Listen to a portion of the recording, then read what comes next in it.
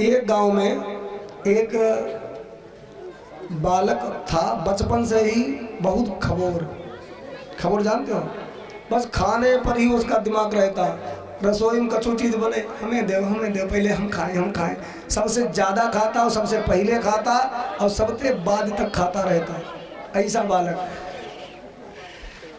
महाराज इतना खाए कि खाने पर दिमाग रहे, पढ़ने भी ना जाए। धीरे धीरे महाराज बड़ा गोल मटोल हो गया। अब ज़्यादा खाएगा तो महाराज मोटा ताजा हो ही जाएगा। अब काम उस पर कुछ नहीं होता है, बस खाऊं उसके दिमाग में लगा रहता है, बस बढ़िया से बढ़िया खाऊं। तो घर वाले उससे परेशान हो गए और भाई एक आश्रम में लेके गए उसे। कहा लगे जब जा पे कछु काम ना हो बाबा जी, एक अपना चेला बनाई लो, अपने साथ में रखो जाको हैं, इस पर अपने बर्तन धोइयो, अपनो रसोई काम करवाइयो, इसे खूब खवाइयो, अपना चेला बना के रखो, जो घर में कोई काम उकना फालतू है। जो घर वाले छोड़ गए तो महात्मा लोगों ने उसने देखो मोटे ताजे हैं, इन्हें खूब खानक बढ़िया मिलती होगी, इसीलिए मोटे ताजे हैं। तो बाबा जी कहा ले कोई बात ना, रहो बेटा यहीं। तो जो हम लोग बढ़िया भोजन खाते हैं तुमको भी खाने को मिलेगा।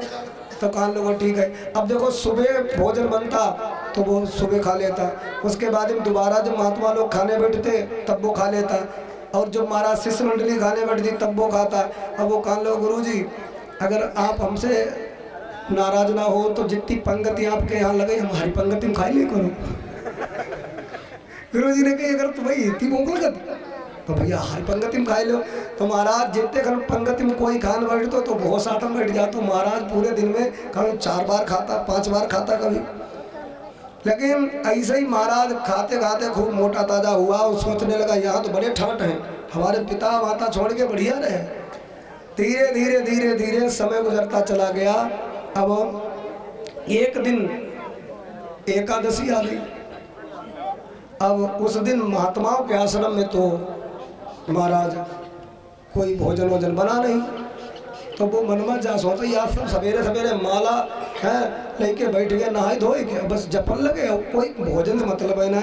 धीरे गाओ गुरुजी से कह लो गुरुजी आज अग्नि नहीं जली, आज भोजन प्रसाद नहीं बनाई हो कहा। गुरुजी बोले बेटा आज तो एकादशी है, आज तो सब लोग व्रत रहेंगे और जो है प्रेम से रहो बेटा। महात्मा लोग एक व्रत जो भगवान विष्णु के लिए रहते ही हैं, तुम भी रहो। तो वो कहा लो गुरुजी अगर आपने हमसे ढंग से एकादशी कराई दे तो हम द्वादशी ना देख पाई, हम भूखे ना रह पाओ। गुरुजी आप लोग करो, वो सबसे करवाओ, हमें रांधे कराओ, हमें अकेले खाई लेने दो। तो उन्हें कही तो फिर बनाएगा भी कोई नहीं, अपने आप बनाए लो खाओ। तो कहा कि तो हमारे लिए आटा दे दो थोड़ो। तो महाराज थोड़ा सा उसे आटा दे दिया और ईंधन लेकर के कहा कि जाओ नदी किनारे अकेले बनाए खाए लो जाए, और वहाँ कोई से मतलब ना रखी हो क्योंकि तुम्हारा भोजन देख करके अन्य लोगों का भी जी मचलेगा भोजन करने के लिए। तो वो अकेले चले जाओ नदी किनारे बैठ के अपना बनाइयो खाइयो। और सुनो भोजन जब बन जाए तो सबसे पहले भगवान को भोग लगाइयो। वो कहा वो ठीक है। अब ले जाएगी नदी किनारे, महाराज उसने आटा गूथा, वो महाराज है चूल्हा बना करके तवा रख करके महाराज बड़े मोटे 2-1 टिक्कर सेक ले और साग बनाओ, और जैसे खाने के लिए बैठो तो उसे ध्यान आएगा कि गुरु जी ने जाकर ही भगवान को भोग लगाए खाइयो। तो अब भगवान को बुलाए ले पहले। तो महाराज बैठ गो और ध्यान से बैठ गया और भगवान को पुकारने लगा। राजा राम आइए, सीता राम आइए, मेरे भोजन का भोग लगाइए। राजा राम आइए, सीता राम आइए, मेरे भोजन का भोग लगाइए। राजा राम आइए, सीता राम आइए, मेरे भोजन का भोग लगाइए।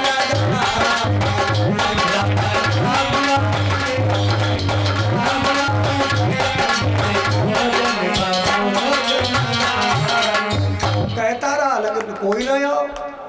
अब वो सीधो साधो सोचल लगो आए ना भाई, हमें बड़ी तेज भूख लगी भाई आए ना।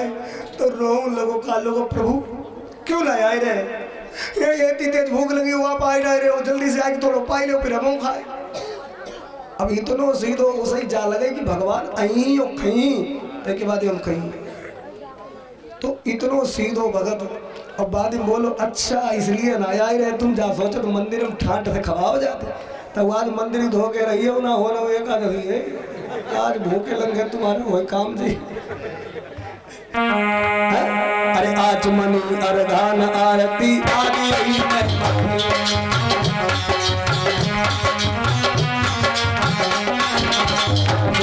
अरगान आरती आदि मेहमान,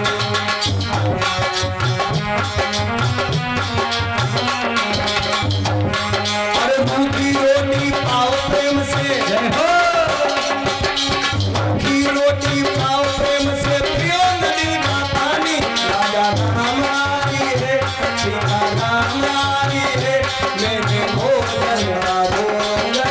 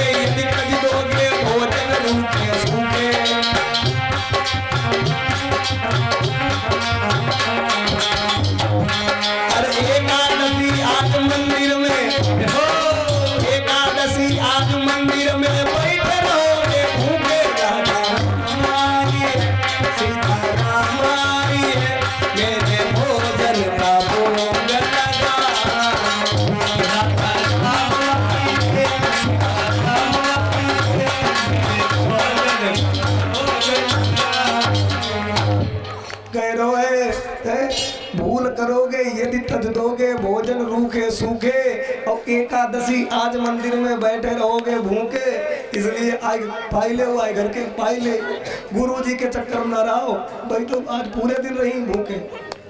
भगवान उसकी सरलता पर ही प्रसन्न हो गए और प्रकट हुई गए वहां पर सीता और राम, और दिखाई किसे रहे, केवल उसे ही सरल भक्त को दिखाई दे रहे हैं, अन्य किसी को नहीं दिख रहे हैं। भगवान प्रकट हो गए, नीलांबुज श्यामल कोमलांगम सीता समारोपित वाम भागम, परुणो महासायक चारु चापम नमामि रामम रघुवंशनाथम। सीता और राम जी आकर के प्रकट हो गए और प्रेम से महाराज भोजन जो बना हुआ रखा था सीता जी ने परोसा और राम जी भोग लगाने लगे। तो उसने कही हमने अकेले राम को बुलाओ और जो दोनों लोग आए, इसके मतलब दो टिक्कर है, एक एक दिखाई ली हम हमारी एकादशी हुई जी। राम बाम दिशि जानकी, तो जानकी मैया ने महाराज प्रेम के साथ भोजन पाया, राम जी ने भोजन पाया और थोड़ा सा टुकड़ा बचा दिया, तो भगतों ने थोड़ा पाई लो। एक बार महीना माँ जो एकादशी थी वह निपट गई सही तरीका से, दोबारा फिर एकादशी आई तो वो गुरुजी से कहा लो गुरुजी तुम तो लोग भूखे रही हो, लेकिन अब की थोड़ा आटा ज़्यादा बढ़ा दिया, क्योंकि पिछली बार जब हमने उन्हें बुलाओ तो वे दोनों लोग आए, राम जी आए और उनकी धर्मपत्नी भी आई, और तो मतलब जो है 1.5 तो भैया खाई गए, आधी हमारे पल्ले पड़ी। तो गुरु जी ने कही जो ज्यादा भूखो रहेगा वही तेग मारे तो कर लो। तो गुरु जी ने कही अच्छा आपको थोड़ा एक आटा बढ़ा के दे दियो। तो महाराज फिर उसने जाकर के वहाँ अपनी अलग जगह भोजन बना दिया और बैठ गए, भगवान को पुकारने लगा। राजा राम आई है, सीता राम आई है, मेरे भोजन का भोग लगा।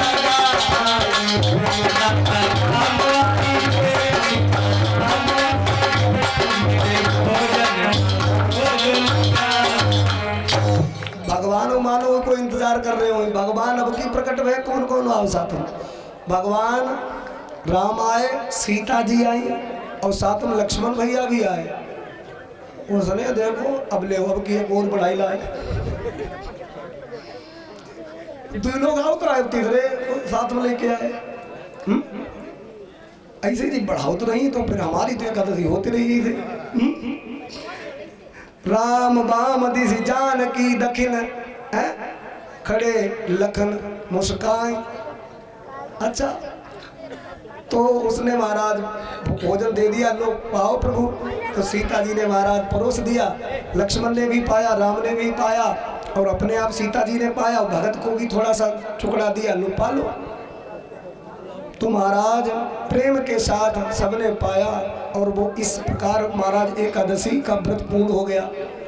जब दोबारा फिर महाराज महीने के बाद में समय लगा तो फिर वो गुरुजी से बोलो, गुरुजी थोड़ा आटा ज्यादा ढंग से दे। पिछली बार 2 लोग आए रहे, उससे उसके बाद जो एकादशी पड़ी उसमें एक लक्ष्मण भी साथ में आए थे और इस बार पता नहीं कितने लोग गई, हमें तो कुछ मिल ही नहीं पाओ ढंग से खाना।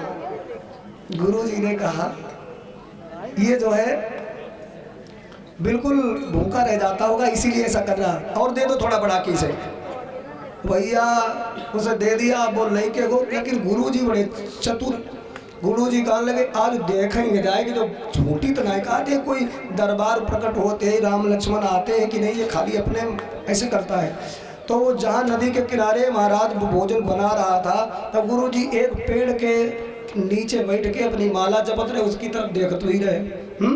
लेकिन उसने क्या किया, बहुत विचित्र भगत, बोलो कि आज जो है चूल्हो जलाई दो, तव रखी दो और महाराज सूखो आटा ऐसे रखो रहन दो और बनाओ कचूना है, कहाँ लगो आओ तो बनी बनाई खाई ले तो निकल ले। आज हम ऐसे रखो रहन नहीं सब हैं, आज कचूना बने ही आम ही अपनी बनाई हो हम कहीं उसे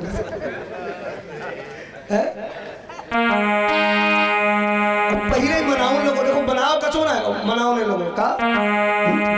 राजा राम आई सीता राम आई मेरे भोजन भोजन लगाई।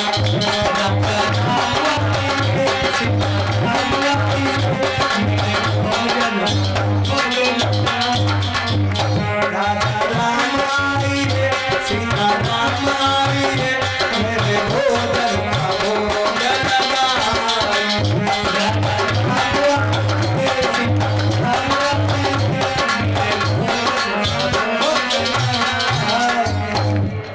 बैठे विपिन में भक्त ने कीनी प्रेम पुकार, तोता छन में प्रकट भयो दिव्य राम दरबार। पूरो राम दरबार वहां प्रकट हो गया। राम सीता लक्ष्मण भरत शत्रुघ्न हनुमान। भगतन देखो कान लगे ये तो लोग लाए पूरे खानदान ठेका लो भाई हमने कहा काल वो आएंगे ठीक, लेकिन आज बनो कसून आई है, आटा वैसे ही रखो है, अपनो बनाओ हमसे ना बन पी इतने लोग निकले। और क्या बोला, भोजन मोते नहीं बनती बनाए, भोजन बनती बनाए।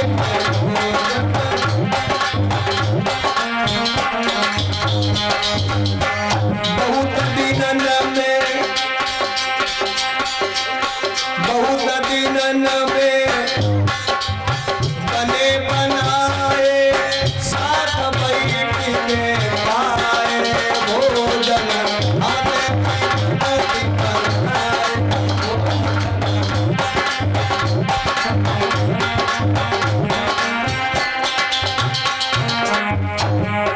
प्रथम दिवस भोजन के गीत आसन जब में लगाई, उधर बरूना है ढंग से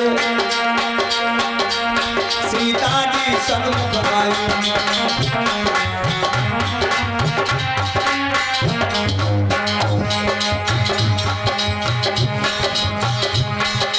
फिर भी नींद आए, फिर भी नींद आए,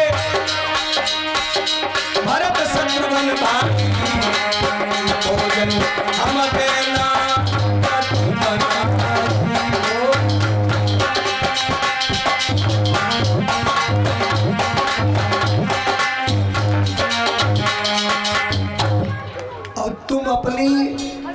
एक बात पे नहीं रहते, तुम हमेशा बढ़ते ही चले जा रहे हो।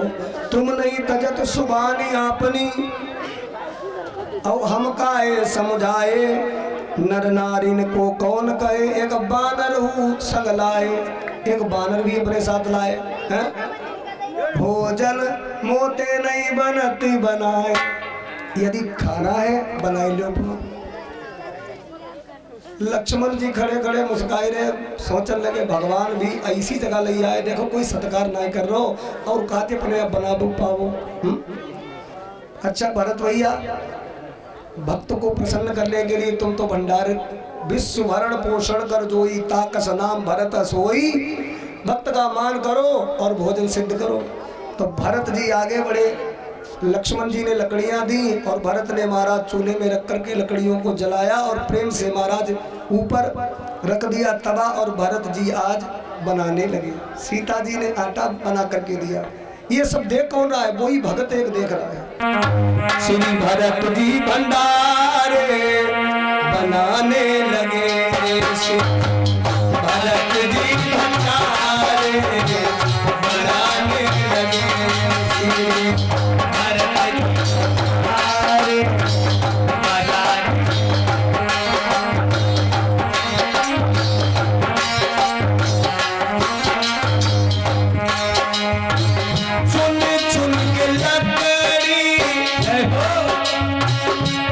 चुन के लकड़ी लखन लाल बनाने लगे।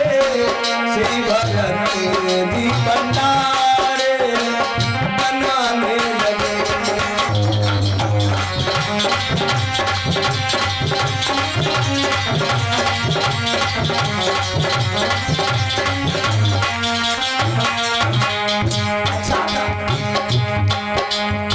सीता जी ने कहा साफ सफाई भोजन बनाते समय रखना है। भरत जी बोले झाड़ू नहीं है। हनुमान जी बोले मेरे पास पूंछ है। पूंछ से हनुमान झाड़ा देने लगे, जमीन बुड़ोल दी हनुमान जी। पूंछ से अंजलि लाल चौक,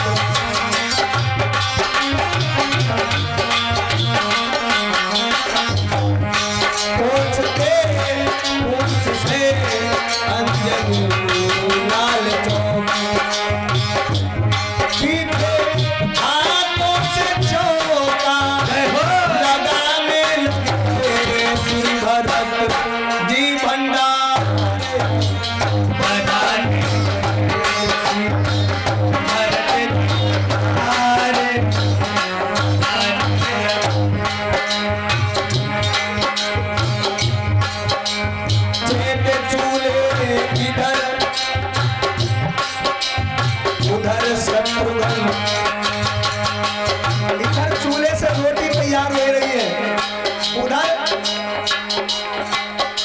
कहा जल्दी से साग बनाओ। और साग को सफाई की किसने? शत्रुघ्न जी महाराज ने।